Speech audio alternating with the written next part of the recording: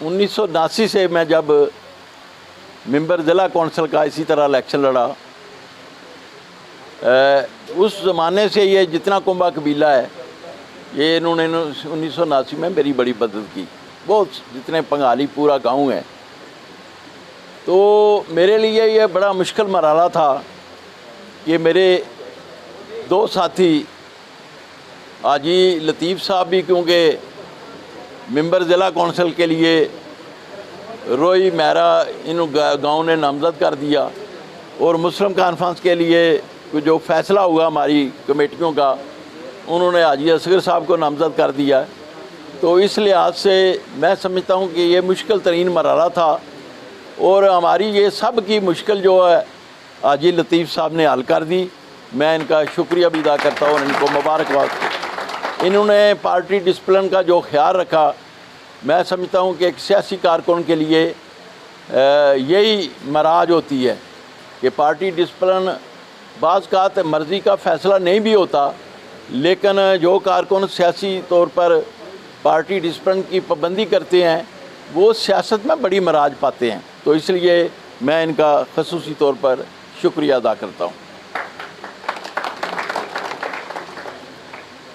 और लतीफ़ साहब का इसलिए भी शुक्रिया अदा करता हूँ कि इन्होंने जो गुफ्तगू की या जो मेरे साथ गुफ्तगू की, ये बहुत मंजा हुआ सियासी कारकुन भी इस किस्म की गुफ्तगू नहीं करता। कि इन्होंने जब मेरी मुलाकात हुई तो उन्होंने कहा जी कि मैं आपको छोड़ नहीं सकता, लेकिन मैं मशावरत करूँगा अपने लोगों के साथ, फ़ैसला फिर भी आपने करना है। लेकिन मशावरत करके जब इन्होंने मेरे साथ रब्ता किया और फिर हमारी मुलाकात हुई, तो इन्होंने कहा जी क्योंकि मैं मुस्लिम कॉन्फ्रेंस से वाबस्ता हूँ, मैंने मुस्लिम कॉन्फ्रेंस छोड़कर कहीं और गया नहीं था, मैं उम्मीदवार बना था, तो मैंने अपने लोगों से मशवरा कर लिया है और इंशाअल्लाह ताला आप जो भी फ़ैसला करेंगे वो मेरा फ़ैसला होगा, और मैं अपना इख्तियार आपको देता हूँ। मैं इस लिहाज से भी इनके कुंबा कबीला का और इनके साथियों का भी शुक्रिया अदा करता हूँ। डॉक्टर साहब ने जिक्र किया कि हमारा आगाज़ हुआ पारक बस्ती से, मिर्ज़ा रफ़ीउल्लाह साहब वो भी नामज़द हो गए और शफीक बबलू वो भी नामज़द हो गए, और दोनों का ताल्लुक़ मुस्लिम कॉन्फ्रेंस से था। तो हमारे दोस्तों ने, जिन लोगों ने भी ये मेहनत की, मैंने उनको टास्क दिया, और मैं इस लिहाज से रफ़ीउल्लाह साहब के साथ साथ उन लोगों का भी शुक्रिया अदा करता हूँ कि जिन्होंने इस टास्क को पूरा किया और ये फ़ैसला करके जब मुझे पैगाम भेजा और मैंने आकर दूसरे दिन शुक्रिया अदा किया। मैं समझता हूँ अगर इस किस्म की, ये मेरी बड़ी खुशनसीबी है कि इस किस्म की टीम जिस के साथ हो, वो सियासत के मैदान में जो है वो पीछे नहीं रह सकता, वो आगे ही बढ़ता है। तो मैं इस लिहाज से ये जुमला आप जो यहाँ बैठे हुए हैं, इन लोगों की सब की कमिटमेंट है, और आज उस कमिटमेंट का जो है सिलसिला है कि पूरे इस यूनियन काउंसिलों में हमारे ग्रुप जो है साथ, और लोग जोक दर जोक हमारे उम्मीदवारों की मदद और हमायत कर रहे हैं।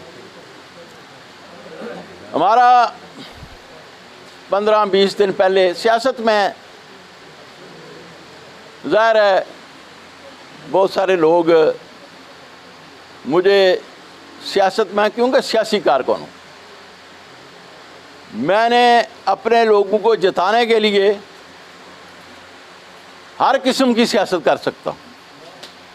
अपने लोगों की इज्जत वक़ार के लिए लोगों को तवक्को नहीं होती, लेकिन मैं वो मदद ले लेता हूँ। और हमारे कुछ साथियों ने मुझे ये मशवरा दिया कि बल्दियाती इलेक्शन आ रहा है, इसमें सीट एडजस्टमेंट होनी चाहिए।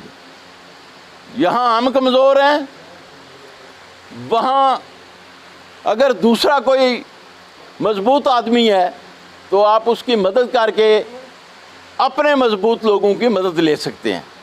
तो इस पर हमारी सीट एडजस्टमेंट हुई। इन 3 यूनियन काउंसिलों में मुस्लिम कॉन्फ्रेंस से अपने उम्मीदवार नामजद करने थे। वो आज क्योंकि मैं इजी हो गया हूँ, मैं बटाला यूनियन कौंसिल में कोई ऐसा मसला नहीं था कि हमारा मुस्लिम कॉन्फ्रेंस का कोई उम्मीदवार जो हमें कहे कि मैंने इलेक्शन लड़ना, उसने नहीं कहा। वो सादक जलाल एडवोकेट नामजद हुआ।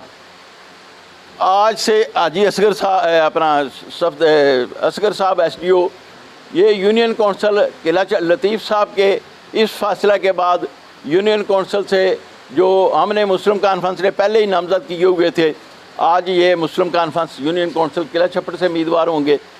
और इसी तरह यूनियन कौंसिल पघाली से मिर्ज़ा परवेज़ जलाल साहब जो हमने नामजद किए हुए थे, वो मुस्लिम कॉन्फ्रेंस के उम्मीदवार होंगे। और यहाँ पीपल्स पार्टी के लोग जो है वो इन तीनों को सपोर्ट करेंगे, ये फैसला है। इसी तरह 2-3 यूनियन कौंसिलों में, कडाला मलोट में मुस्लिम कॉन्फ्रेंस से जो व्यवस्था लोग हैं वो पीपल्स पार्टी के उम्मीदवार को सपोर्ट करेंगे। हमने यूनियन कौंसिल कडाला और मलोट में मुस्लिम कॉन्फ्रेंस का कोई उम्मीदवार नहीं होगा। तो ये 6-7 यूनियन का फैसला हुआ है। इंशाअल्लाह ताला हज़ारी यूनियन कौंसिल, इफ्तिखाराबाद शमाली यूनियन कौंसिल का और पत्नी यूनियन कौंसिल का भी आन करीब हमारी मुलाकातों में ये फ़ैसला हो जाएगा। लेकिन इंशाअल्लाह ताला इस सीट एडजस्टमेंट में जो है बहुत सारा फ़ायदा, जिस तरह डॉक्टर साहब ने कहा है कि हमारे लोगों को भी होगा और दूसरे लोगों को भी होगा। इसलिए मेरी ये हदायत है अपने मुस्लिम कॉन्फ्रेंस से वाबस्ता लोगों को कि वो पार्टी डिसिप्लिन का ख्याल रखते हुए जो फ़ैसला क़यादत करे उस पर अमल दरामद करना चाहिए। इसी तरह दूसरी पार्टी के लोगों को भी मेरी हिदायत है कि जो उनकी पार्टी ने फ़ैसला किया हुआ है उनको भी इसी तरह हमारी मदद और हमायत करनी चाहिए।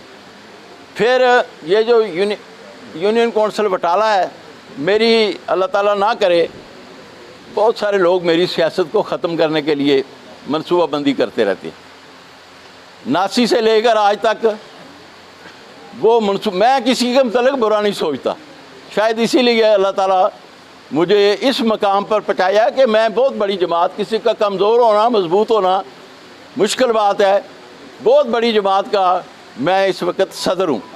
ये भी अल्लाह ताला का करम है और इसमें भी आप लोगों की इस्तकामत और आप लोगों की दुआएं शामिल है। तो इसलिए मैं समझता हूँ कि हमारी यूनियन कौंसिल बटाला जो माजी में एक यूनियन कौंसिल थी, अब 3 हिस्सों में तकसीम हो गई है।